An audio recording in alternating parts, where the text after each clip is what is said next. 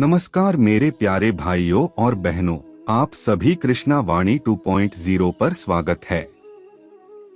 दोस्तों, आज के इस आर्टिकल जरिए में आपके साथ भगवद गीता अध्याय 2 हिंदी में शेयर करने वाला हूं, जो आपके जीवन को पूरी तरह से बदल देंगे। दोस्तों, यह आर्टिकल आप सभी के लिए बहुत ही स्पेशल और जीवन को बदल देने वाला साबित होने वाला है। इसीलिए इस भगवद गीता उपदेश इन हिंदी आर्टिकल को अंत तक ध्यान से जरूर सुनिए। तो बिना समय को गवाए चलिए आर्टिकल की शुरुआत करते हैं। संजय बोले, उस प्रकार करुणा से व्याप्त और आंसुओं से पूर्ण तथा व्याकुल नेत्रों वाले शोकयुक्त उस अर्जुन के प्रति भगवान मधुसूदन ने यह वचन कहा। श्री भगवान बोले, हे अर्जुन, तुझे इस असमय में यह मोह किस हेतु से प्राप्त हुआ? क्योंकि न तो यह श्रेष्ठ पुरुषों द्वारा आचरित है, न स्वर्ग को देने वाला है और न कीर्ति को करने वाला ही है। इसलिए हे अर्जुन, नपुंसकता को मत प्राप्त हो, तुझमें यह उचित नहीं जान पड़ती। हे परंतप, हृदय की तुच्छ दुर्बलता को त्याग कर युद्ध के लिए खड़ा हो जा। अर्जुन बोले, हे मधुसूदन, मैं रणभूमि में किस प्रकार बाणों से भीष्म पितामह और द्रोणाचार्य के विरुद्ध लड़ूंगा?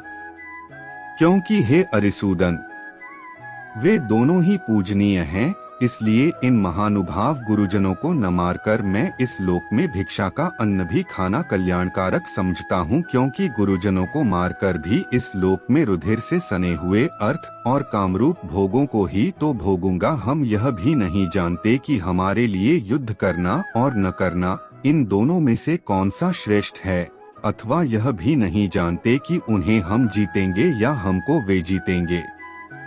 और जिनको मारकर हम जीना भी नहीं चाहते, वे ही हमारे आत्मीय धृतराष्ट्र के पुत्र हमारे मुकाबले में खड़े हैं। इसलिए कायरता रूप दोष से उपहत हुए स्वभाव वाला तथा धर्म के विषय में मोहित चित्त हुआ मैं आपसे पूछता हूँ कि जो साधन निश्चित कल्याणकारक हो वह मेरे लिए कहिए। क्योंकि मैं आपका शिष्य हूँ, इसलिए आपके शरण हुए मुझको शिक्षा दीजिए। क्योंकि भूमि में निष्कंटक धन धान्य संपन्न राज्य को और देवताओं के स्वामीपने को प्राप्त होकर भी मैं उस उपाय को नहीं देखता हूँ जो मेरी इंद्रियों के सुखाने वाले शोक को दूर कर सके। संजय बोले, हे राजन, निद्रा को जीतने वाले अर्जुन अंतर्यामी श्री कृष्ण महाराज के प्रति इस प्रकार कहकर फिर श्री गोविंद भगवान से युद्ध नहीं करूँगा यह स्पष्ट कहकर चुप हो गए। हे भरतवंशी धृतराष्ट्र, अंतर्यामी श्री कृष्ण महाराज दोनों सेनाओं के बीच में शोक करते हुए उस अर्जुन को हंसते हुए से यह वचन बोले। श्री भगवान बोले,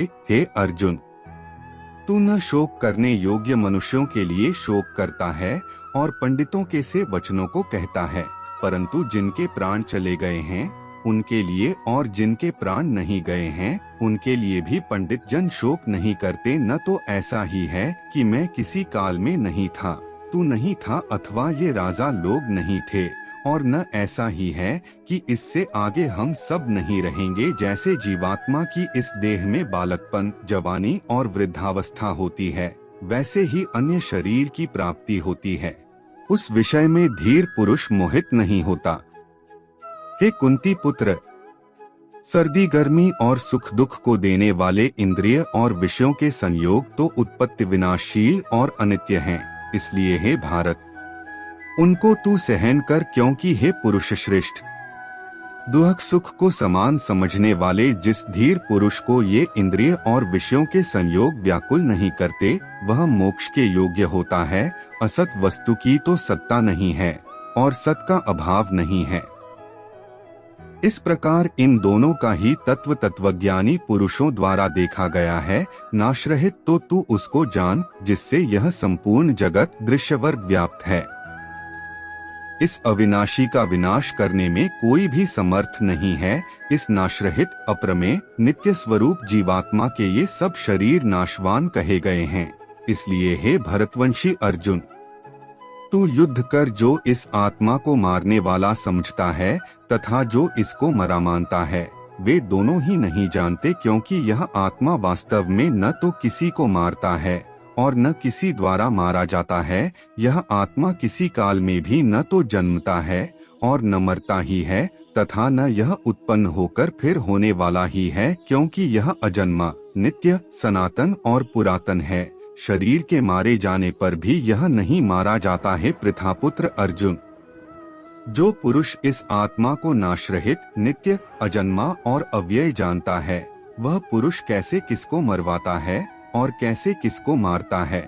जैसे मनुष्य पुराने वस्त्रों को त्याग कर दूसरे नए वस्त्रों को ग्रहण करता है, वैसे ही जीवात्मा पुराने शरीरों को त्याग कर दूसरे नए शरीरों को प्राप्त होता है। इस आत्मा को शस्त्र नहीं काट सकते, इसको आग नहीं जला सकती, इसको जल नहीं गला सकता और वायु नहीं सुखा सकता, क्योंकि यह आत्मा अच्छेद्य है।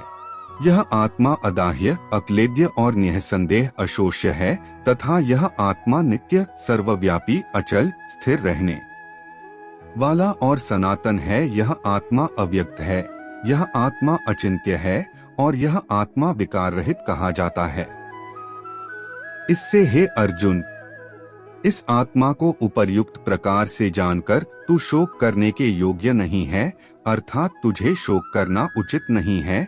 किंतु यदि तू इस आत्मा को सदा जन्मने वाला तथा सदा मरने वाला मानता हो, तो भी हे महाबाहो, तू इस प्रकार शोक करने योग्य नहीं है, क्योंकि इस मान्यता के अनुसार जन्मे हुए की मृत्यु निश्चित है और मरे हुए का जन्म निश्चित है। इससे भी इस बिना उपाय वाले विषय में तू शोक करने योग्य नहीं है। हे अर्जुन, संपूर्ण प्राणी जन्म से पहले अप्रकट थे और मरने के बाद भी अप्रकट हो जाने वाले हैं, केवल बीच में ही प्रकट हैं। फिर ऐसी स्थिति में क्या शोक करना है? कोई एक महापुरुष ही इस आत्मा को आश्चर्य की भांति देखता है और वैसे ही दूसरा कोई महापुरुष ही इसके तत्व का आश्चर्य की भांति वर्णन करता, तथा अपने धर्म को देखकर भी तू भय करने योग्य नहीं है, अर्थात तुझे भय नहीं करना चाहिए, क्योंकि क्षत्रिय के लिए धर्मयुक्त युद्ध से बढ़कर दूसरा कोई कल्याणकारी कर्तव्य नहीं है। हे पार्थ, अपने आप प्राप्त हुए और खुले हुए स्वर्ग के द्वार रूप इस प्रकार के युद्ध को भाग्यवान क्षत्रिय लोग ही पाते हैं। किंतु यदि तू इस धर्मयुक्त युद्ध को नहीं करेगा तो स्वधर्म और कीर्ति को खोकर पाप को प्राप्त होगा, तथा सब लोग तेरी बहुत काल तक रहने वाली अपकीर्ति का भी कथन करेंगे। और माननीय पुरुष के लिए अपकीर्ति मरण से भी बढ़कर है, और जिनकी दृष्टि में तू पहले बहुत सम्मानित होकर अब लघुता को प्राप्त होगा, वे महारथी लोग तुझे भय के कारण युद्ध से हटा हुआ मानेंगे। तेरे वैरी लोग तेरे सामर्थ्य की निंदा करते हुए तुझे बहुत से न कहने योग्य वचन भी कहेंगे। उससे अधिक दुख और क्या होगा? या तो तू युद्ध में मारा जाकर स्वर्ग को प्राप्त होगा, अथवा संग्राम में जीतकर पृथ्वी का राज्य भोगेगा। इस कारण हे अर्जुन, तू युद्ध के लिए निश्चय करके खड़ा हो जा। जय पराजय, लाभ हानि और सुख रुख को समान समझकर उसके बाद युद्ध के लिए तैयार हो जा। इस प्रकार युद्ध करने से तू पाप को नहीं प्राप्त होगा। हे पार्थ, यह बुद्धि तेरे लिए ज्ञान योग के विषय में कही गई, और अब तू इसको कर्मयोग के अध्याय 3 श्लोक 3 की टिप्पणी में इसका विस्तार देखें। विषय में सुन। जिस बुद्धि से युक्त हुआ तू कर्मों के बंधन को भली भांति त्याग देगा, अर्थात सर्वथा नष्ट कर डालेगा। इस कर्मयोग में आरंभ का अर्थात बीज का नाश नहीं है और उल्टा फल रूप दोष भी नहीं है, बल्कि इस कर्मयोग रूप धर्म का थोड़ा सा भी साधन जन्म मृत्यु रूप महान भय से रक्षा कर लेता है। हे अर्जुन, इस कर्मयोग में निश्चयात्मिका बुद्धि एक ही होती है, किंतु अस्थिर विचार वाले विवेकहीन सकाम मनुष्यों की बुद्धियां निश्चय ही बहुत भेदों वाली और अनंत होती हैं। हे अर्जुन, जो भोगों में तन्मय हो रहे हैं, जो कर्मफल के प्रशंसक वेदवाक्यों में ही प्रीति रखते हैं, जिनकी बुद्धि में स्वर्ग ही परम प्राप्य वस्तु है और जो स्वर्ग से बढ़कर दूसरी कोई वस्तु ही नहीं है, ऐसा कहने वाले हैं, वे अविवेकी जन इस प्रकार की जिस पुष्पित अर्थात दिखाऊ शोभायुक्त वाणी को कहा करते हैं, जो कि जन्मरूप कर्मफल देने वाली एवं भोग तथा ऐश्वर्य की प्राप्ति के लिए नाना प्रकार की बहुत सी क्रियाओं का वर्णन करने वाली है। उस वाणी द्वारा जिनका चित्त हर लिया गया है, जो भोग और ऐश्वर्य में अत्यंत आसक्त हैं। उन पुरुषों की परमात्मा में निश्चयात्मिका बुद्धि नहीं होती है अर्जुन। वेद उपर्युक्त प्रकार से तीनों गुणों के कार्य रूप समस्त भोगों एवं उनके साधनों का प्रतिपादन करने वाले हैं, इसलिए तू उन भोगों एवं उनके साधनों में आसक्तिहीन, हर्ष शोक आदि द्वंद्वों से रहित, नित्य वस्तु परमात्मा में स्थित योग अप्राप्त की प्राप्ति का नाम योग है। क्षेम प्राप्त वस्तु की रक्षा का नाम क्षेम है। को न चाहने वाला और स्वाधीन अंतःकरण वाला हो, सब ओर से परिपूर्ण जलाशय के प्राप्त हो जाने पर छोटे जलाशय में मनुष्य का जितना प्रयोजन रहता है, ब्रह्मा को तत्व से जानने वाले ब्राह्मण का समस्त वेदों में उतना ही प्रयोजन रह जाता है। तेरा कर्म करने में ही अधिकार है, उसके फलों में कभी नहीं। इसलिए तू कर्मों के फल हेतु मत हो तथा तेरी कर्म न करने में भी आसक्ति न हो हे धनंजय। तू आसक्ति को त्याग कर तथा सिद्धि और असिद्धि में समान बुद्धि वाला होकर योग में स्थित हुआ कर्तव्य कर्मों को कर। समत्व जो कुछ भी कर्म किया जाए उसके पूर्ण होने और न होने में तथा उसके फल में संभाव रहने का नाम समत्व है कि योग कहलाता है। इस समत्वरूप बुद्धि योग से सकाम कर्म अत्यंत ही निम्न श्रेणी का है।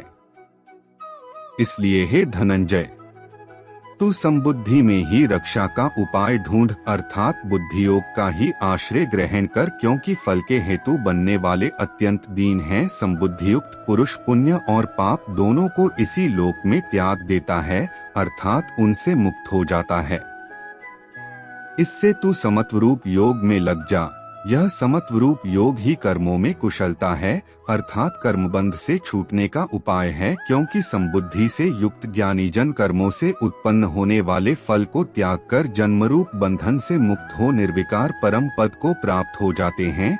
जिस काल में तेरी बुद्धि मोहरूपी दलदल को भली भांति पार कर जाएगी, उस समय तू सुने हुए और सुनने में आने वाले इस लोक और परलोक संबंधी सभी भोगों से वैराग्य को प्राप्त हो जाएगा। भांति भांति के वचनों को सुनने से विचलित हुई तेरी बुद्धि जब परमात्मा में अचल और स्थिर ठहर जाएगी, तब तू योग को प्राप्त हो जाएगा, अर्थात तेरा परमात्मा से नित्य संयोग हो जाएगा। अर्जुन बोले, हे केशव, समाधि में स्थित परमात्मा को प्राप्त हुए स्थिर बुद्धि पुरुष का क्या लक्षण है? वह स्थिर बुद्धि पुरुष कैसे बोलता है, कैसे बैठता है और कैसे चलता है? श्री भगवान बोले, हे अर्जुन, जिस काल में यह पुरुष मन में स्थित संपूर्ण कामनाओं को भली भांति त्याग देता है और आत्मा से आत्मा में ही संतुष्ट रहता है, उस काल में वह स्थित प्रज्ञ कहा जाता है। दुखों की प्राप्ति होने पर जिसके मन में उद्वेग नहीं होता, सुखों की प्राप्ति में सर्वथा निःस्पृह है तथा जिसके राग, भय और क्रोध नष्ट हो गए हैं, ऐसा मुनि स्थिर बुद्धि कहा जाता है। जो पुरुष सर्वत्र स्नेहरहित हुआ उस शुभ या अशुभ वस्तु को प्राप्त होकर न प्रसन्न होता है और न द्वेष करता है, उसकी बुद्धि स्थिर है। और कछुआ सब ओर से अपने अंगों को जैसे समेट लेता है, वैसे ही जब यह पुरुष इंद्रियों के विषयों से इंद्रियों को सब प्रकार से हटा लेता है, तब उसकी बुद्धि स्थिर है, ऐसा समझना चाहिए। इंद्रियों द्वारा विषयों को ग्रहण न करने वाले पुरुष के भी केवल विषय तो निवृत्त हो जाते हैं, परंतु उनमें रहने वाली आसक्ति निवृत्त नहीं होती। इस स्थित प्रज्ञ पुरुष की तो आसक्ति भी परमात्मा का साक्षात्कार करके निवृत्त हो जाती है। हे अर्जुन, आसक्ति का नाश न होने के कारण ये प्रमथन स्वभाव वाली इंद्रियां यत्न करते हुए बुद्धिमान पुरुष के मन को भी बलात् हर लेती हैं। इसलिए साधक को चाहिए कि वह उन संपूर्ण इंद्रियों को वश में करके समाहित चित्त हुआ मेरे परायण होकर ध्यान में बैठे, क्योंकि जिस पुरुष की इंद्रियां वश में होती हैं, उसी की बुद्धि स्थिर हो जाती है। विषयों का चिंतन करने वाले पुरुष की उन विषयों में आसक्ति हो जाती है। आसक्ति से उन विषयों की कामना उत्पन्न होती है और कामना में विघ्न पड़ने से क्रोध उत्पन्न होता है। क्रोध से अत्यंत मूढ़ भाव उत्पन्न हो जाता है। मूढ़ भाव से स्मृति में भ्रम हो जाता है। स्मृति में भ्रम हो जाने से बुद्धि अर्थात ज्ञान शक्ति का नाश हो जाता है और बुद्धि का नाश हो जाने से यह पुरुष अपनी स्थिति से गिर जाता है।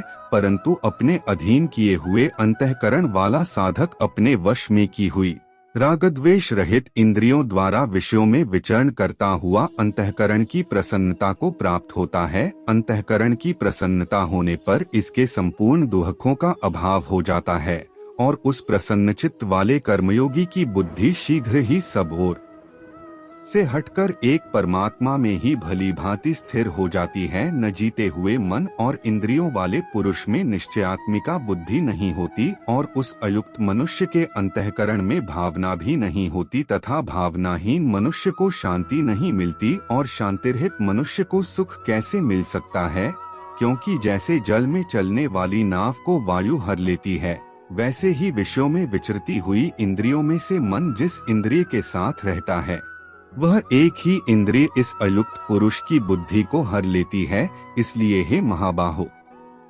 जिस पुरुष की इंद्रियों के विषयों में सब प्रकार निग्रह की हुई हैं, उसी की बुद्धि स्थिर है। संपूर्ण प्राणियों के लिए जो रात्रि के समान है, उस नित्य ज्ञान स्वरूप परमानंद की प्राप्ति में स्थित प्रज्ञ योगी जागता है।